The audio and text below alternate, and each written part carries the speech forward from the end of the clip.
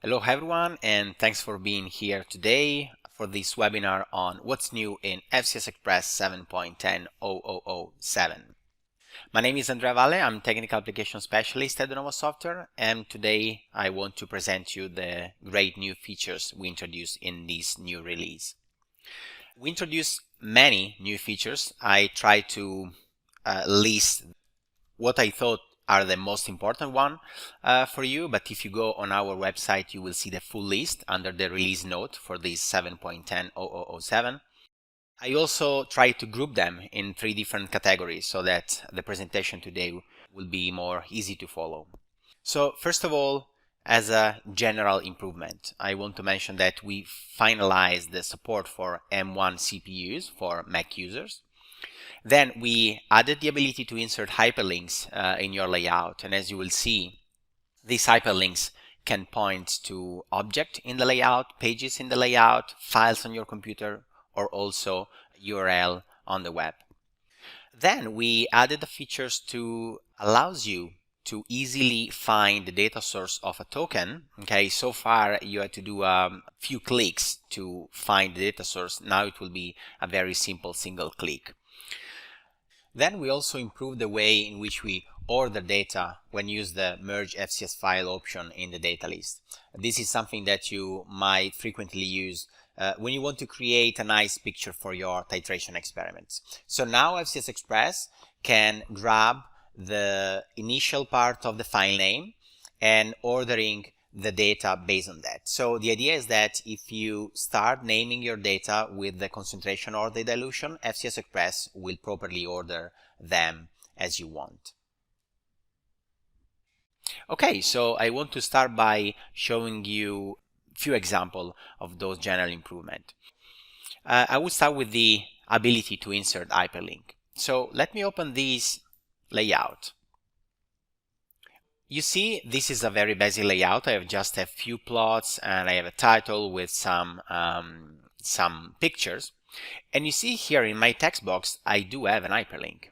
Okay, and if I press Ctrl on my keyboards, I can click on this hyperlink. And FCS Express will automatically launch my browser, and this hyperlink, it's actually directing me to the Novo Software website. How I did that? Well, it's super easy. You can simply select the text you want. You go to the text tab, and here you see we have insert and of course also remove hyperlink. So the beauty is that you can not only add hyperlink to web pages, but you see here you can add hyperlink to existing files on your computer, to of course URL on the web, and also place in this layout. For example, you can add an hyperlink that point to a page or point to a specific plot or to any object you want into your layout. Then you see here, this is the other new feature that I listed in the general category. So it's the ability to go to the source of your token very easily. So you see, this is a token, this is a statistic 1458. In the previous release, if you want to see the data source of this token, you had to do the following: right click, format token, and then you see here we are in the data source category, and now we know that the plot, it's plot number 7. It's a density plot, and we also have here a little preview. If you have multiple overlays on this plot, you also have the list of the overlay, and you will see which overlay this token is referring to. Well, you don't need to do this any longer, so you can simply right-click on this token and select View Data Source. FCS Express will automatically bring you to the page and will automatically select the plot this token refers to. In this case, the plot is already in this page, but otherwise it will bring you directly on that page and it will highlight that plot, sorry. Last but not least, okay, I mentioned about the order when you merge data into the data list. So this is the example. Let me zoom in a little bit. You see, in this example, I have different concentration of my CD3 antibody, and this is a titration experiment. So the lowest concentration is 0.3, then 1.25, then 2.5. Well, what happened in the previous release is that if you try to merge a data set like these, okay, files were alphabetically ordered. So for example, 20 was close to 2.5, okay, but this is not what you want. Well, now we have the ability to order them properly. How you do this? Simply go in the data list, click on Add Data File. This is the list of data that I want to merge. The only thing that you need to care is that first select Merge FCS File and then select the data that you want to merge. Okay, do not do the opposite. First select Merge FCS File and then select the data that you want to merge. Click Open. Now I will see a message because this data is already loaded, okay, but you see the order, it's correct, okay, from 03 to 20. Of course, this is possible only if you name your files properly by adding the concentration at the beginning of the file name. Okay, let me close this layout and let me go back to my presentation. So we introduced a lot of different features and improvement about the pipeline as well. So first of all, we added a progress bar. This is not only useful because it tells you how the calculation is progressing, but also because it allows you to quit and cancel transformation if you see that it's taking too long. Then we improved the Python pipeline step so that the classification results, so basically clustering that you calculate in Python, can be used downstream in FCS Express. We will have soon a webinar on Python pipeline step because it's getting more and more popular, but today I just want to focus on this announcement. Then we worked hard to improve the speed of tSNE and uMap, and as you will see, the improvement, it's getting larger when you are dealing with very large data set. Then we introduced 3 different steps. One is the Jaccard similarity pipeline step, and other 2 steps for feature selection. So I will show you a few examples. So regarding the pipeline, let me open my example layout. So first of all, I want to speak about the progress bar. So few words about this simple analysis. I have my plot, I have my gate of interest. I created a pipeline. As you can see here, I call it progress bar. This pipeline is doing a simple scaling step, and then it's run a tSNE on the scale data. Now this progress bar, it's now on pause. You see that I uncheck the automatically run pipeline. Why this? Because I want to run the pipeline live now with you. The pipeline, it's applied to the plots at the right, okay? Since the pipeline it's on pause, the plot it's now blank. What I'm going to do is to run it, okay? I can run it by clicking on Execute Transformation Pipeline, and then you will see that at the bottom of my screen, progress bar will open. Now, if I click on Execute Transformation Pipeline, now you will see the progress bar, and now you can also follow the progression. You see iteration 77, 97, blah, blah, blah. If you want to abort, okay, simply press ESC. I'm going to do it right now. Okay, so now the pipeline has been cancelled. If you go to the log error here, you see you have a message saying the transformation was cancelled by the user at iteration 212. So we are keeping track of what's happening. Now, if you don't want to stop it, so let's execute it. This allows me to show you also the final result of this very simple pipeline, and gives me time to speak about the improvement in terms of speed. You see here I have a graph on the x-axis you have millions of events, like 0.7 is the final point. On the y-axis you have seconds. So FCS Express, it's already pretty fast. I mean, this is my laptop. It's not a desktop. It's not a supercomputer. And you can see that you can run 700,000 events. You can run tSNE on this data set in less than 30 minutes, okay, in less than 1,800 seconds. So it's already pretty fast. But in 7.10 we improved the speed, and with data sets that are as large as 0.7, the improvement is about 12%. But if you're dealing with larger data sets, the improvement will be even bigger. Okay, so what about the Python improvement? Well, we're not going to spend much time on the Python integration because we will soon have a webinar dedicated on Python since it's getting more and more popular. In the meantime, if you have any question, please feel free to write us an email or to refer to the user manual. But very briefly, what the Python integration does, it's FCS Express asks Python to run a script. Python generate data. Data are imported to FCS Express, and the user can deal with those data in the layout. Now, in this example, and I want to underline that it's just an example because with the Python integration you can do amazing stuff. This is just a very basic example in which my pipeline it's scaling the input data and it's running the Python integration step. Python will be asked by FCS Express to execute the script that you see here. Specifically in this script, I'm asking Python to run Park, which is a clustering algorithm. Now, what's the news in the Python integration? The news is that if you run an algorithm in Python that generate clusters, then you can use these clusters downstream in your pipeline. This is exactly what I'm doing here. So my Python transformation pipeline step asks Python to run Park. Park generates some cluster assignment, and then I deal with this cluster assignment downstream in my pipeline.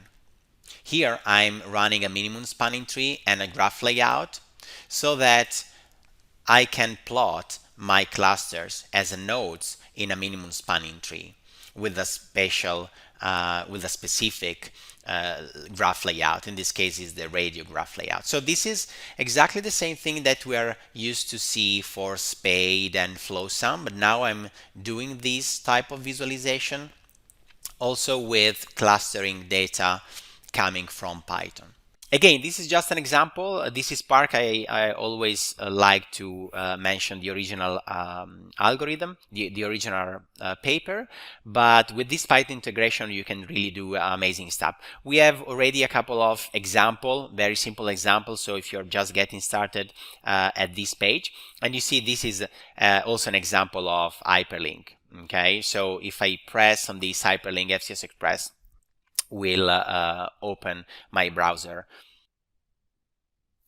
Here we go. And this is the same example that I've used in my layout. We also have another small script for trim up. Feel free to give it a try. Yeah, and just to conclude this example, I also added a uMap, not because it's really needed to show you the Python transformation, but just to show you that in FCS Express, you can, of course, run multiple algorithms into the same pipeline and also backgating. You see here, I created a bunch of well gates on the nodes expressing higher level of CD8, and then I backgated the cells in these nodes into my uMap. Okay, so feature selection. Well, feature selection is something that it's quite new in flow cytometry in general, but it's very frequent, for example, in gene expression analysis. This is because once you have really a lot of features, a lot of genes, for example, or a lot of markers, a lot of proteins, and you want to run some clustering or dimensionality reduction, you need to take a decision on which features, which parameters, okay, you want to run the algorithm on. This is something that we usually do. Let me open this pipeline about feature selection. So in the FCS Express pipeline, in the main pipeline body, so in, let's say, step 0, you select all the parameters so that you will be able to select any parameter you want in the subsequent step. And then you do something like, for example, mathematical step scaling, okay? And then you start saying, okay, I want to scale those specific parameters. Maybe I want to scale all, but not this one. Anyway, you're doing a selection. You're doing a selection based on your scientific background, based on your scientific hypothesis. But what about if you have like 100 or 200 or 1000 parameters? So what you can do in that case is to ask FCS Express to, for example, rank all the parameters that you are interested in, or all the parameters overall, in terms of the amount of information that they contains. Okay, usually the calculation is done based on the variance. So you might say, okay, out of like 100 parameters, I want to select the 10, 20, 30 parameters with the highest information, that contains the highest amount of information. So now we have steps to do that. Okay, we have 2 steps in the feature extraction. Okay, we have binet variance and variance. I will just show one of them. If you want to go more in depth, simply refer to our webinar, to our manual, sorry. So this is the variance feature extraction. I'm going to select, for example, all the different scaled parameter, okay, because those are the ones that I'm going to use in my algorithms. And then I can ask FCS Express, please let me know which are the best 3, for example. So now I'm going to apply this feature selection pipeline. Okay, I can now access the results of the pipeline on my parameter list. And of course, I have all the original parameter. I have all the scale parameter generated by the scaling step. And then I have the parameter generated by the feature extraction step. And you see, rank 1, it's CD4. Rank 2, it's CD8. Rank 3, it's CD1656P. So the idea is that now, if I want to add another step downstream, I am maybe a uMap or a clustering or a tSNE, whatever, I can say, okay, I want to focus on the highest ranked parameter that are selected from the feature extraction step. Last but not least, we have a new step for Jaccard similarity index. I want to start by telling you a little bit more about Jaccard similarity, and then we will see why this is really useful. First of all, it might happen that you need to calculate which are the nearest neighbor of a given data point. Okay, so why k and n? Because you find a given number of nearest neighbors. So let's have a look at this plot and this small table. Okay, just as an example. So cell number 1, let's calculate the KNN with k equal to 3, so the 3 nearest neighbor. If you look at this plot, it's really easy to see that the nearest neighbor, the 3 nearest neighbor, are cell number 2, 4, and 5. Let's do it also for cell number 2. Okay, the 3 nearest neighbor for cell number 2 are 1, 2, and 3. Okay, and so on. For cell number 3, we have 1, 2, and 4. So I already wrote down the KNN for my 5 cells. So we have a step doing that. You see here I have a pipeline which is scaling my data. It's calculating the key nearest neighbor. Okay, how many nearest neighbor you want in this pipeline. I'm setting to 30. And if you apply this pipeline, you can see that FCS Express is calculating the 30 nearest neighbors. So those are the 30 nearest neighbor for cell number 1, number 2, number 3, number 4. Now, you might ask whether the group of nearest neighbor, okay, between 2 cells share some similarity. For example, is there any common data points between the group of nearest neighbor of cell 1 and the group of nearest neighbor of cell 2? Okay, so the group of nearest neighbor of cell 1, it's 2, 4, and 5. The group of nearest neighbor of cell 2, it's 1, 3, and 4. Okay, so how to calculate the Jaccard similarity index? You can see it in this small cartoon. You have 2 groups of data points, okay, and the Jaccard index is basically the intersection, okay, so the common data points, the number of common data points, divided by the overall number of data points in the 2 groups. I mean, in the union of the 2 groups. Okay, so in this case, how many data points I have in common between the KNN for cell 1 and the KNN for cell 2? So the only data point which is in common is point number 4. So we have at the numerator of this fraction, we have 1. Now, how many data points I have overall? I have 1, 2, 3, 4. You need to count it just one because it's the same data point, number 4, and 5. So 1 out of 5, it's 20%, it's 0.2. So the Jaccard similarity index between cell 1 and 2, if you are using the K and N with K number 3, it's 0.2. So you can say, okay, they have not that much similarity. And let's do it also for example, cells 1 and 4. So we have between 1 and 4, we have 2 common data points, number 2 and number 5. And we have overall 1, 2, 3, 4 data points. So 2 out of 4 means 50%, 0.5. So this is the second number that you see in the Jaccard column for cell number 1. And if you do the same between cell number 1 and cell number 5, you will see that the result is still 0.2. So this is the Jaccard similarity index. And now you can create, as you can see here, a Jaccard similarity pipeline step. I will use the K and N as an input parameter. And you will see that now you have a new column, okay, in your data grid with the Jaccard similarity index for every pair of cells. Now, why we are adding this? Because this will open a wide variety of new opportunities for implementing new algorithms in the future. First of all, for example, this will open the opportunity to implement phenograph, which is almost ready. So stay tuned because it will be available very soon in FCS Express. So let me close these. Let's go back to my agenda. So what about compensation and mixing improvement? First of all, we improve the automatic identification of compensation control if you're dealing with Bio-Rad data files. If you are, let's say, familiar with our automatic compensation wizard, you know that in step 1 of the wizard, let me actually bring this on the screen. If you create a compensation and you follow the wizard, you see step 1 to step 6. In step 1, you usually add the control, okay? Single stain control, negative control, and whatever.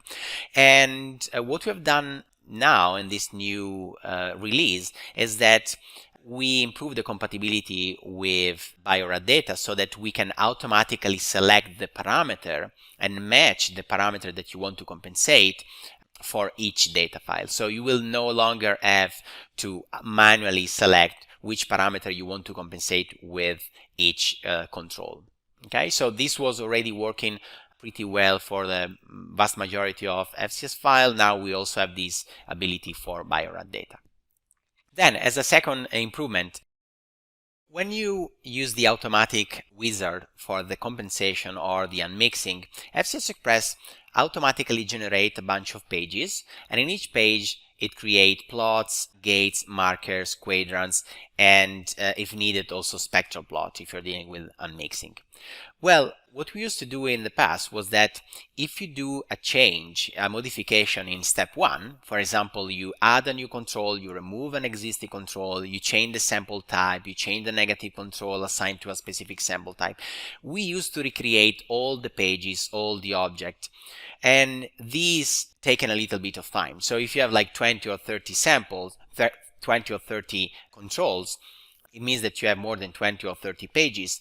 You might it may take like 5, 6, or 7 seconds for FCS Express to recreate all those objects.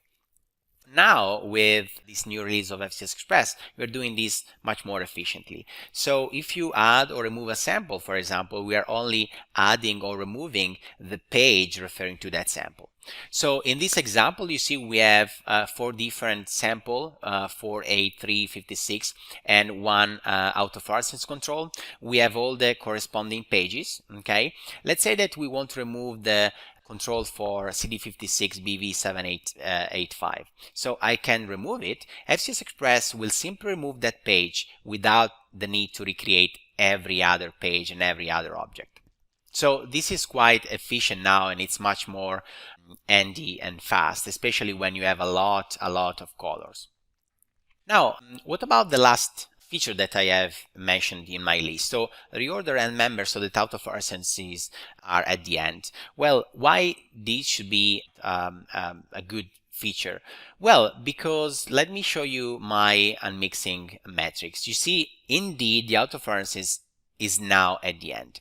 Well, it's a very useful feature because now, okay, let's say that this is my plot. I want to see how the autofluorescence affect my unmixing. I can uncheck or check the autofluorescence, and you see that the parameters on my plots do not change. Before 7.10, autofluorescences were in the middle or sometimes at the beginning of my unmixing matrix. This means that every time you check or uncheck the autofluorescence column, the parameter list changed, and this means that also the parameters displayed in the plot used to change. Now it's no longer the case. You see, since this is now at the end, the order of the other parameter it's untouched, and you can clearly check or uncheck and keep your plots with the same parameter. So this is really useful when you want to see whether one or multiple autofluorescences affect the unmixing. Okay, I think we have done. I want to just mention that if you want to try FCS Express, just navigate on our website, click on free demo, and feel free to download the 30 days trial of FCS Express. It's fully functional, it contains all the features. So many thanks to all of you. Feel free to write us if you have any question, and keep in touch for new features in the future.